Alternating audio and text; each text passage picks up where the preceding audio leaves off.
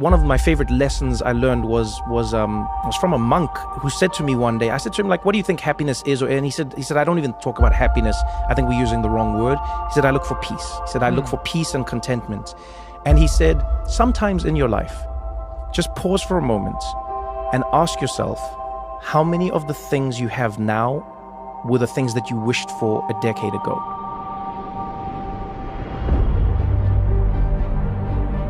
You can get addicted to peace, and you can also get addicted to chaos. So the desire for something more shocking, more stunning grows because you're developing a habit of needing that shocked, if you will.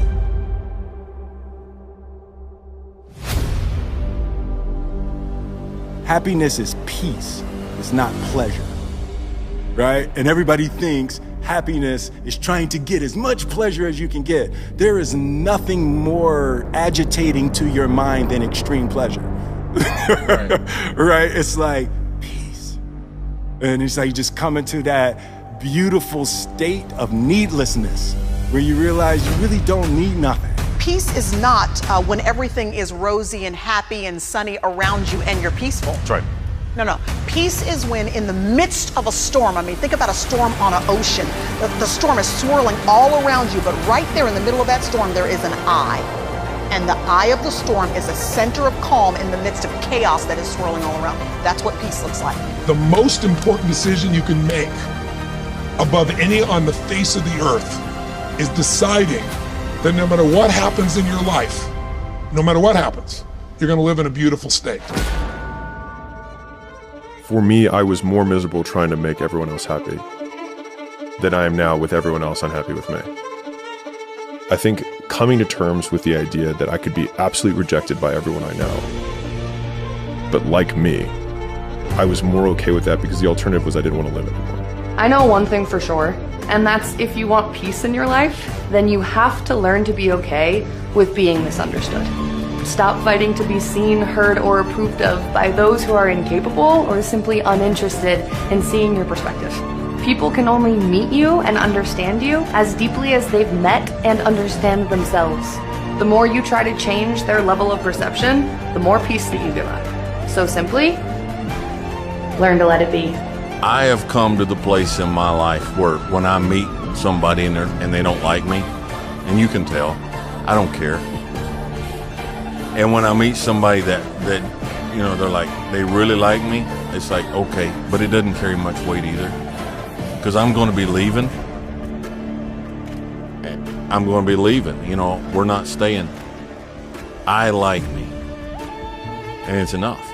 As human beings, everybody has a natural gift and a natural passion.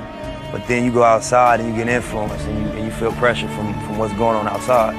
And so, you know, I read one time, like, would you rather be at war with yourself and at peace with the world, or at peace with yourself and at war with the world? I'm not letting anybody waste not one fucking moment of my life. I'm gonna enjoy this ride. And if I need to be alone to enjoy it, then that's what will happen. And then what happens is if we look for inner peace from the outside, so if I get inner peace because people tell me, Alok, you're so great. Now what happens is that peace lasts only as long as people are saying it. And what helps you achieve happiness comes from in here. That's why it's so hard for me.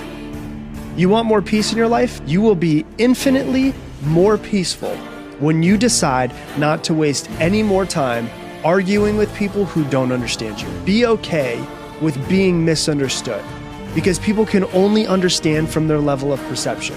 And you have to understand that no argument in this entire world is worth damaging your mental health.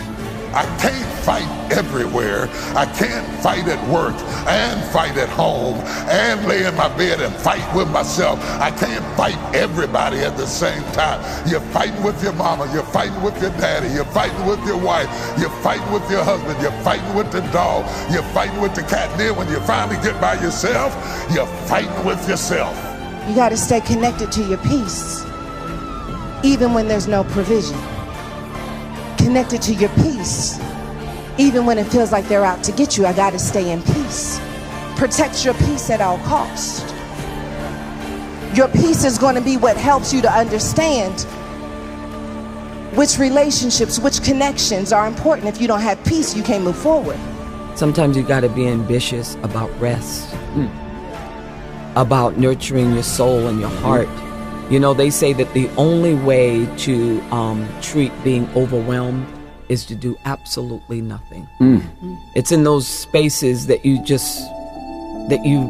find who you are, even that you connect with your life. The most powerful people are the most peaceful people, because these are people that have mastered the art of discipline, and they have learned themselves. They understand that there will be people that come to test them, and there will be people that come to say rude things about them, and there will be people that come to challenge them. But the most important thing is how they respond to those challenges.